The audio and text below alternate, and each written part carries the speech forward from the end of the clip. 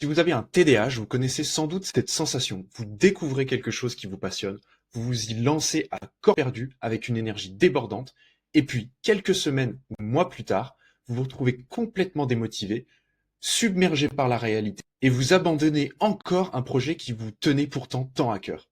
Et cette tendance à suivre aveuglément nos passions n'est pas juste un trait de caractère, c'est directement lié à la façon dont votre cerveau TDAH fonctionne.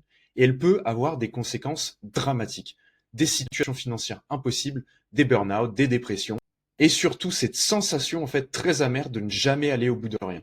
Le monde d'aujourd'hui rend les choses encore pires. Suis ta passion, fais ce que tu aimes, l'argent suivra. Tous ces conseils sont extrêmement dangereux pour un cerveau TDAH qui fonctionne par cycle d'intérêt intense, suivi d'épuisement. Donc si vous voulez comprendre pourquoi vos passions vous mènent tout le temps dans le mur, comment distinguer justement une vraie direction de vie d'une simple passion temporaire et comment construire une vie épanouissante sans tomber dans ces pièges, restez bien jusqu'à la fin de la vidéo. Donc je me présente, je suis Geoffrey, coach pour adultes avec un TDAH et j'ai moi-même fait cette erreur pendant des années. Me lancer à corps perdu dans mes passions du moment pour me retrouver ensuite complètement perdu quand l'excitation retombait. Et toute ma vie, j'ai vécu ces cycles infernaux. Énorme motivation pour un nouveau projet, perte d'intérêt progressive et ensuite remise en question de tout et grande déprime. Et justement, j'ai fini par faire une dépression avant de comprendre justement qu'il fallait d'abord que j'apprenne à gérer mon TDAH avant de pouvoir construire quoi que ce soit de durable. Et aujourd'hui, ça m'a permis de voyager en solo au bout du monde, créer mon business, avoir une routine d'entraînement depuis des années, mais seulement après avoir maîtrisé les bases. Et c'est exactement ce processus que je vais vous expliquer dans la suite de cette vidéo. Et donc, pour comprendre pourquoi suivre ses passions peut être dangereux pour un TDAH, il faut d'abord comprendre comment notre cerveau fonctionne. Et nous avons justement ce qu'on appelle un cerveau qui fonctionne par intérêt. Donc concrètement, contrairement aux neurotypiques qui peuvent se motiver par l'importance, la logique d'une tâche, notre cerveau TDAH ne s'allume que pour 4 choses la plupart du temps.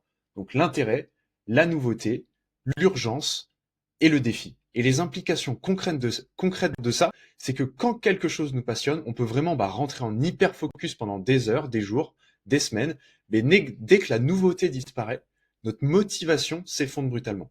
Et on se retrouve justement face aux aspects ennuyeux, mais indispensables pour tendre notre passion. Et justement, sans système pour gérer ces parties moins stimulantes, souvent on abandonne. Et le piège fatal, c'est justement de confondre souvent une passion temporaire avec une passion authentique. Et ce qui nous mène, dans 90% des cas, droit dans le mur.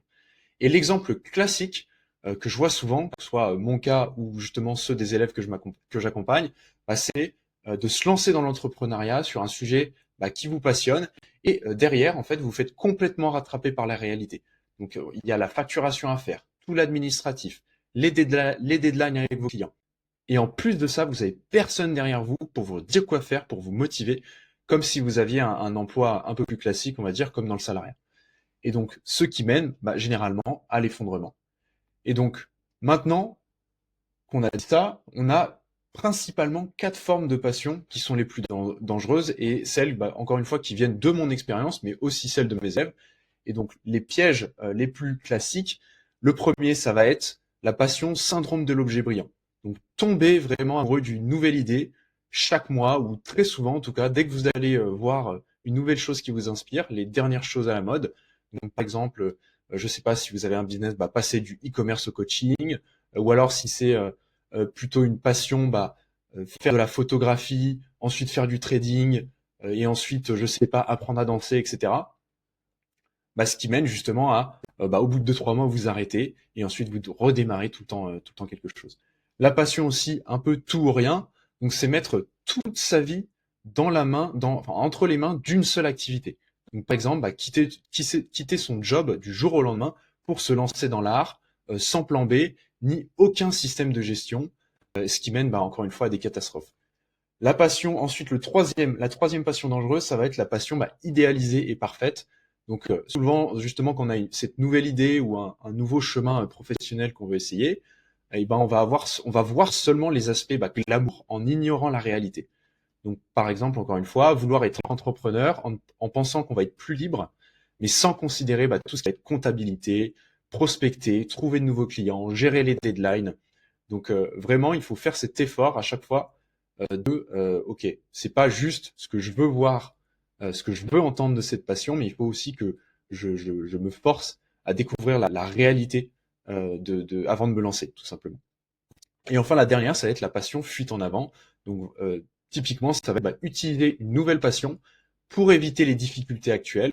Donc, exemple, se lancer dans un nouveau projet quand le précédent devient compliqué, ou justement au premier obstacle, ou alors quand on devient de moins en moins motivé.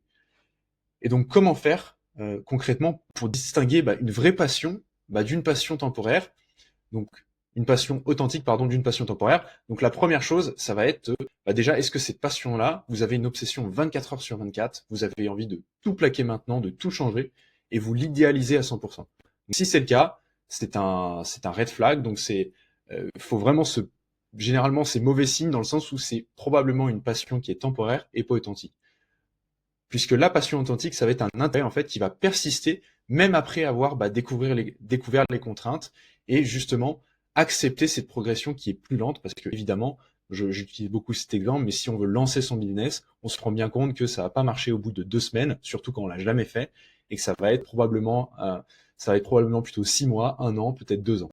Et donc si c'est pas quelque chose qui vient comme ça et au bout de 2-3 jours, une semaine, c'est reparti, c'est déjà une bonne piste et ça veut dire justement que c'est probablement une passion qui est plus authentique et pas juste une obsession pour quelque chose qui est nouveau.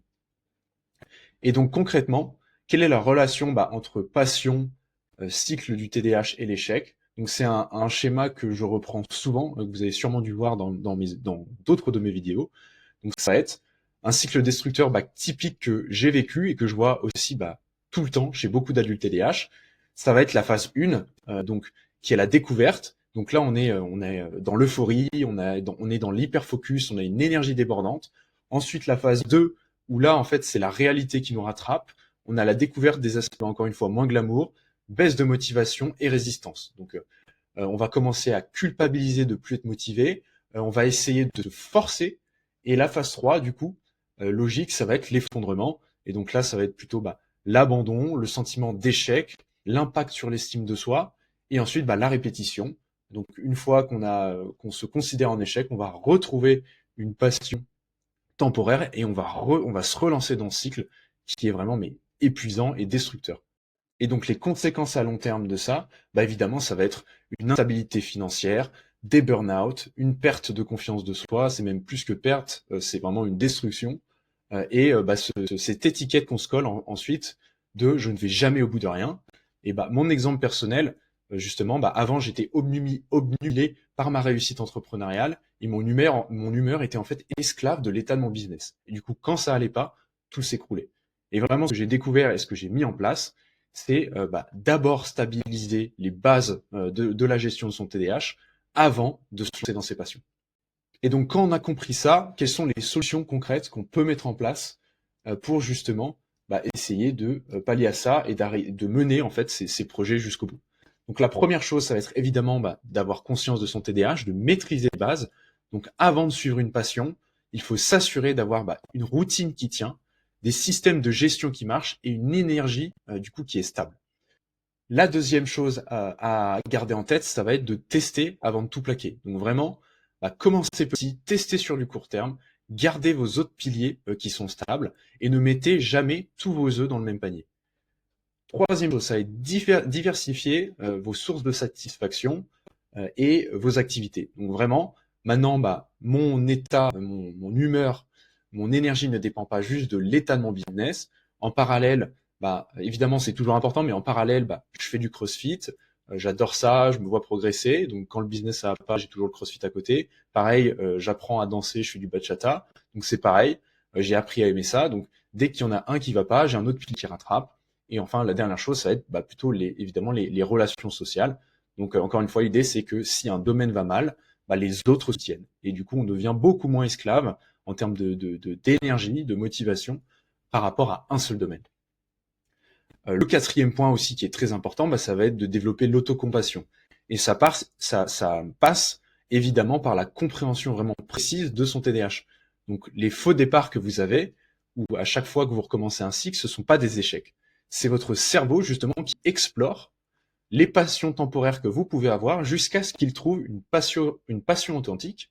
Et justement, c'est de la croissance personnelle, c'est pas de l'instabilité, comme beaucoup de personnes justement qui sont normales, neurotypiques, peuvent vous faire, peuvent vous coller cette étiquette-là de t'es vraiment quelqu'un d'instable, tu changes tout le temps de choses, tu changes tout le temps de projet. Et du coup, il faut vraiment faire cet effort et prendre du recul de c'est normal, vous avez un cerveau qui est câblé différemment et vous avez ce besoin de fonctionner. Enfin, vous fonctionnez comme ça et c'est vraiment un besoin viscéral de trouver une passion authentique. Et donc, ça passe par l'exploration de nombreux sujets. Le cinquième point, ça va être créer justement des systèmes adaptés pour les parties en fait qui sont ennuyeuses. Encore une fois, même si vous avez une passion, il y aura, et vous pouvez pas l'ignorer, il y aura des activités, des tâches qui vont vous ennuyer, qui vont être extrêmement difficiles pour vous de faire. C'est pas juste tout rose. Donc, il va falloir trouver la possibilité en fait d'automatiser certaines de ces tâches, créer des process, déléguer potentiellement si on a la possibilité, ou par exemple utiliser une pression extérieure, demander de l'aide du coup pour tenir vos engagements et encore une fois aller jusqu'au bout de vos projets. Et le sixième point, ça va être attendre le bon timing. Ce que je veux dire par là, c'est que le mauvais timing, en fait, c'est quand votre vie est déjà chaotique. Comme aujourd'hui, elle est chaotique parce que justement, vous découvrez votre TDAH ou alors vous connaissez votre TDAH depuis longtemps, mais vous n'avez jamais trouvé vraiment de solution durable. Et donc là, c'est le pire moment que vous pouvez avoir pour vous lancer dans une nouvelle activité, surtout quand c'est quelque chose d'aussi important que, par exemple, votre activité professionnelle. Et donc le bon timing, c'est déjà avoir des bases stabilisées, des bases solides, comprendre comment gérer son TDAH et avoir une bonne énergie disponible. Et donc vraiment, la conclusion de cette vidéo et ce que vous devez retenir, c'est que suivre ses passions avec un TDAH, c'est pas dangereux en soi, mais c'est le quand et le comment qui font toute la différence. Et en apprenant d'abord à gérer votre fonctionnement TDAH, en diversifiant vos sources de satisfaction, et justement en créant des systèmes adaptés, vous pouvez enfin transformer vos passions en réalisation durable. Et n'oubliez pas, vous n'êtes pas instable, vous avez juste un cerveau qui fonctionne par cycle et intérêt. Et une fois que vous savez travailler avec cette neurologie, plutôt que contre elle, vos passions deviennent en fait vos plus grandes forces. Et donc si vous voulez aller plus loin et en apprendre plus sur comment construire un système de vie adapté à votre cerveau TDAH, avant de vous lancer justement dans vos projets de cœur, j'ai créé un accompagnement spécialisé, conçu pour ça. Et donc vous pouvez réserver une première session de coaching complètement gratuite en cliquant sur le lien directement en description de cette vidéo. On fera le point sur votre situation et on verra ensemble comment stabiliser vos bases pour que vos futures passions deviennent enfin des succès durables.